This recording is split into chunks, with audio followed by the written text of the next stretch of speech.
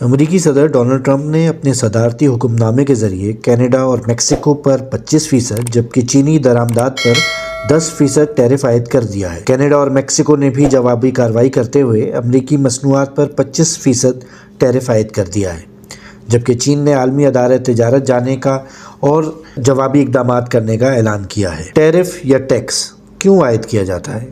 عام طور پر کوئی ملک درآمدی اشیاء پہ ٹیرف یا ٹیکس اپنے ملک کی صنعتوں کو نقصان سے بچانے کے لیے تجارتی عدم توازن کے باعث یا سیاسی وجوہات کی بنا پر عائد کرتا ہے۔ امریکہ نے کینیڈا اور میکسیکو پر ٹیرف یا ٹیکس کیوں عائد کیا؟ ٹرمپ انتظامیہ نے الزام عائد کیا کہ کینیڈا اور میکسیکو نے منشیات کی اسمگلنگ اور غیر قانونی تارکین وطن کے حوالے سے مطلوبہ اقدامات نہیں کیے۔ امریکی صدر نے ایک بار پھر مطالبہ کیا کہ کینیڈا کو امریکی ریاست بن جانا چاہیے۔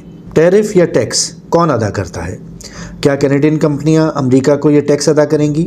نہیں، یہ 25% ٹیکس امریکی درآمدی کمپنیاں امریکی حکومت کو ادا کریں گی، جس کا لامحالہ بوجھ امریکی صارفین پہ پڑے گا، اور امریکی صارفین یہ ٹیکس ادا کریں گے۔ یعنی اس تجارتی جنگ کی قیمت امریکی، کینیڈین، میکسیکن اور چائنا کے عوام ادا کریں گے۔ کون سی صنعتیں سب سے زیادہ متاثر ہوں گی؟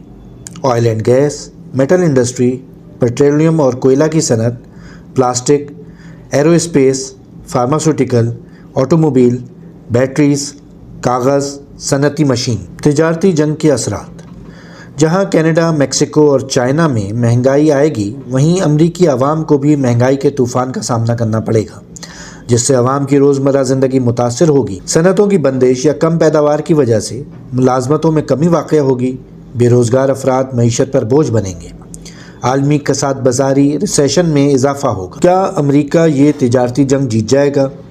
صدر ٹرمپ نے امریکی عوام کو آنے والے معاشی مشکلات سے آگاہ کیا ہے۔ یورپی یونین نے امریکہ کو اپنے خلاف ٹیکس عائد کرنے کے حوالے سے متنبہ کیا ہے۔ چین نے امریکہ کے خلاف عالمی دائرہ تجارت یعنی WTO میں مقدمہ دائر کرنے کا اعلان کیا ہے۔ امریکہ اپنے دوستوں کے بجائے اپنے دشمنوں کی تعداد میں اضافہ کر رہا ہے۔